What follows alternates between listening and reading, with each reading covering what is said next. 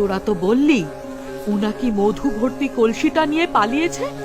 নিশ্চয়ই ওই কলসিটা ওর কাছেই রয়েছে। ওই মধুর মিষ্টি গন্ধই আমাকে ওর কাছে নিয়ে যাবে। সর্বনাশ! কি হয়েছে কাঠুরিয়া?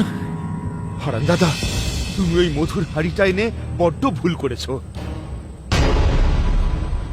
ওই রানী মৌমাছি মধুর ওই মিষ্টি গন্ধে ঠিক তোমার সন্ধান পেয়ে যাবে আর আর তোমাকে শাস্তি দেবে। কি বলছিস কাঠুরিয়া? তাহলে এবার এবার আমার কি হবে?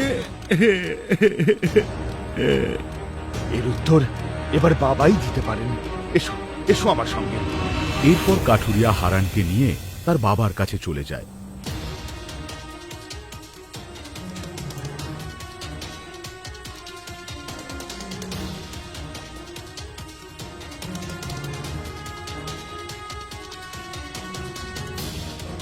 এবং সবটা জানায়। সবটা শোনার পর তার বাবা বলেন, তেজস, সবটা শোনার পর যা বুঝলাম, ওই মৌমাছিরা ওদের প্রতিশোধ নেবেই। যেহেতু আজকে রাত হয়ে গেছে আর ওরা রাতের বেলায় চোখে দেখতে পায় না, তাই আজ রাতে ওরা আক্রমণ করবে না, কিন্তু কাল সকাল হতেই ওরা ওদের প্রতিশোধ নেবে।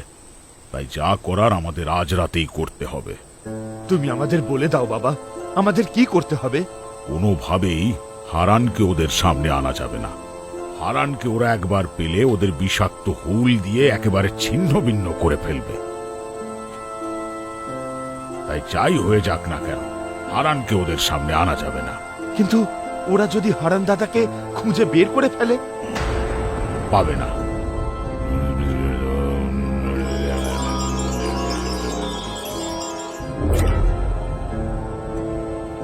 এই জলটা নে আর হারানের শরীরে ছিটিয়ে দে। এই জল ছেটানো মাত্রই হারান একেবারে ছোট্ট হয়ে যাবে। তারপর ওকে একটা কলসিতে লুকিয়ে রাখতে হবে।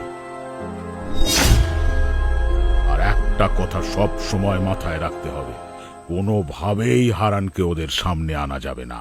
এরপর কাঠুরিয়া তার বাবার দেওয়া মন্ত্রপুত জল হারানের ওপর ছিটিয়ে দেয়। জল ছেটানো মাত্রই হারান ক্রমশ ছোট হয়ে যায়। তারপর সে একটি কলসির ভিতরে প্রবেশ করে।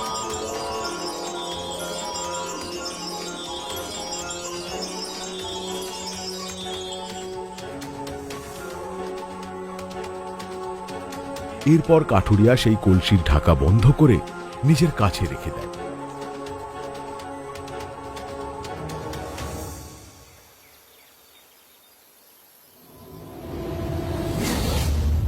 এদিকে পরদিন সকাল হতেই রানী মৌমাছি কাঠুরিয়ার বাড়িতে রাখা মধুর কলসির মিষ্টি গন্ধকে অনুসরণ করে তার কর্মী মৌমাছির দল নিয়ে কাঠুরিয়ার বাড়িতে এসে হাজির হয়। রানীমা, এই বাড়িটা থেকেই মধুর মিষ্টি গন্ধ আসছে। এখানেই ওই দুষ্ট লোকটা আছে।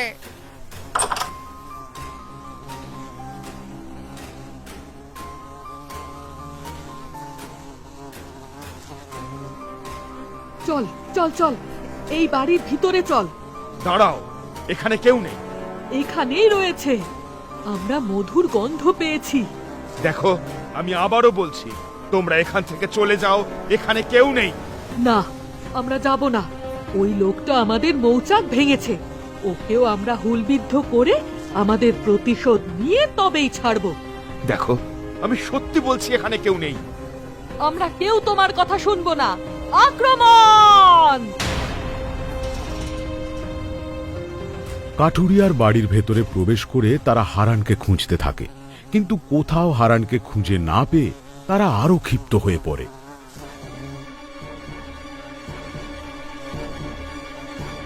রানীমা, মধুর কলসিটা রাখা আছে, কিন্তু লোকটা তো কোথাও নেই।